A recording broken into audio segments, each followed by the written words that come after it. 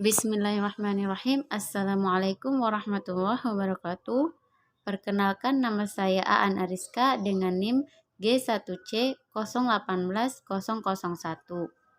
Di sini saya akan menjelaskan secara singkat salah satu materi mata kuliah kimia bahan makanan, yaitu pigmen dan zat warna. Sebelumnya saya mengucapkan terima kasih kepada dosen pengampu mata kuliah kimia bahan makanan, yaitu Ibu Murniati, SPD MSc. Sebelumnya, beberapa pembahasan yang akan dibahas pada materi ini, yaitu satu, pewarna alami dari kurkumin, yang kedua, pewarna sintetik dari tatrazin, dan yang ketiga, pewarna dilarang dari metanil yellow dengan nomor indeks 13065. Untuk yang pertama yaitu pewarna alami kurkumin. Rimpang kunyit dapat dimanfaatkan sebagai zat pewarna alami, yaitu senyawa kurkuminoid yang menampilkan warna kuning.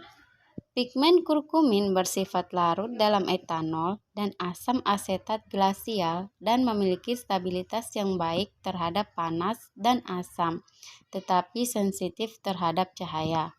Oleh karena itu, salah satu upaya untuk mempertahankan kestabilan pigmen kurkumin perlu dilakukan penyalutan dengan polimer mikroenkapsulasi agar memiliki umur simpan yang lebih lama. Proses penyalutan ini bertujuan untuk melindungi material inti dari pengaruh-pengaruh lingkungan yang merugikan selama penyimpanan, dari kemungkinan terjadinya oksidasi oleh cahaya, penguapan, kelembaban udara, serta mengubah bentuk cairan menjadi padatan yang lebih mudah dalam penanganan. Pigmen kurkumin yang telah dimikroenkapsulasi dapat diaplikasikan pada produk pangan seperti minuman ringan dan jeli. Nama kimia senyawa kurkumin adalah 1E6E1,7 bis 4 hidroksi 3 metoksifenil 1,6 heptadiena 3,5 dion dengan rumus molekul C21H20O6. Selain itu, kurkumin memiliki dua bentuk tautomer, yaitu keton dan enol.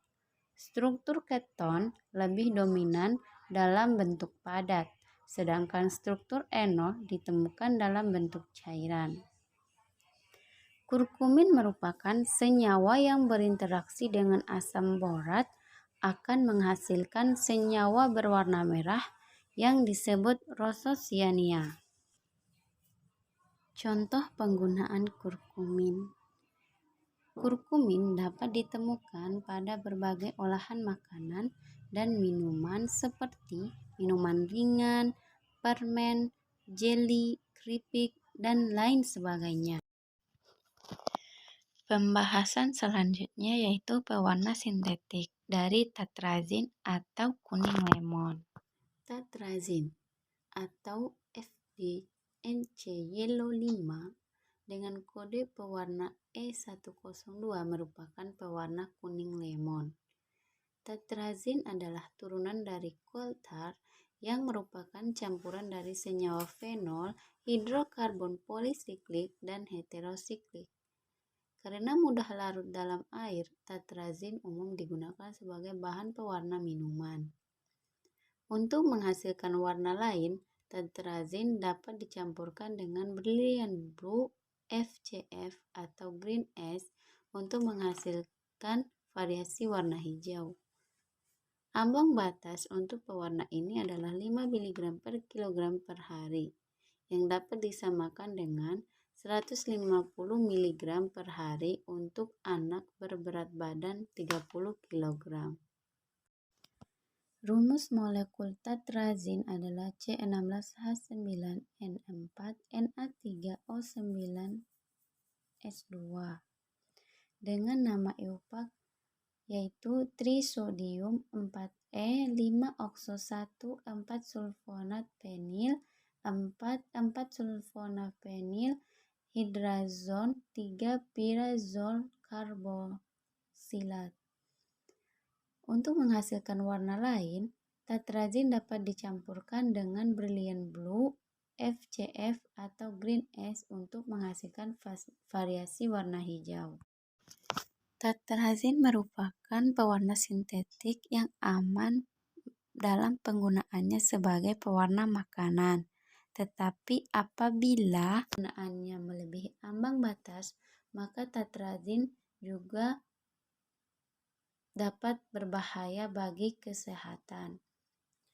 Bahaya tetrazin yaitu selain berpotensi meningkatkan hiperaktivitas anak, pada sekitar 1-10 dari 10.000 orang, tetrazin menimbulkan efek hipersensitif seperti kelelahan, pandangan kabur, meningkatkan sekresi nasofaringal, perasaan sesak nafas, jantung berdebar, gatal yang hebat, bengkak atau bilur di bawah kulit, rinitis, asma, purpura, dan anafilaksis sistemik. Intoleransi ini tampaknya lebih umum pada penderita asma atau orang yang sensitif terhadap aspirin. Contoh penggunaan tetrazin. Tetrazin banyak digunakan dalam makanan dan obat-obatan. Tetrazin digunakan pada makanan seperti minuman ringan, puding, keripik, sereal, kue, sup, saus, es krim, permen, selai, jeli, mustard, acar, yogurt, mie, jus, dan lain sebagainya. Pembahasan terakhir yaitu pewarna dilarang dari metanyl yellow dengan nomor indeks 13065. Metanyl yellow merupakan zat warna sintesis berbentuk serbuk berwarna kuning kecoklatan, bersifat tidak mudah larut dalam air dan alkohol, agak larut dalam benzena, eter, dan sedikit larut dalam aseton. Metanyl yellow adalah bahan kimia sintetik yang dilarang untuk digunakan karena bahan kimia ini disetting untuk digunakan di industri tekstil, penyamakan kulit, kertas, sabun, kosmetik, wol, nilon, cat, aluminium, deterjen, kayu, bulu, dan lilin, terutama untuk tujuan memberikan warna kuning cerah pada produknya. Metanyl yellow sering disalahgunakan sebagai pewarna makanan.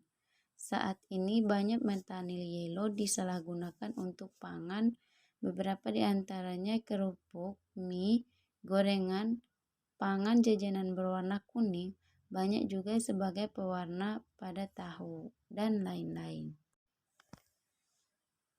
Struktur kimia metanyl yellow dapat kita lihat pada gambar di slide. Metanyl yellow adalah pewarna asam monoazo dengan rumus kimia C18H14N3O3SNA. Metanyl yellow ini dibuat dari asam metanilat dan difenilamin. Kedua bahan tersebut bersifat toksik. Senyawa ini berwujud bubuk kuning oranye yang tidak mudah larut dalam air dan memberikan pewarnaan pada jaringan sitoplasma dan jaringan ikat. Tingkat pH optimum senyawa ini adalah kisaran pH antara 1,5 sampai 2,7. Seperti yang sudah kita ketahui bahwa metanyl yellow merupakan pewarna yang dilarang penggunaannya sebagai pewarna makanan. Hal ini karena metanyl yellow sangat berbahaya jika terhirup, mengenai kulit, mengenai mata, dan tertelan. Dampak yang terjadi dapat berupa iritasi pada saluran pernafasan, iritasi pada kulit, iritasi pada mata, dan bahaya kanker pada kandungan dan saluran kemih. Apabila tertelan, dapat menyebabkan mual, muntah, sakit perut, diare, panas, rasa tidak enak, dan tekanan darah rendah.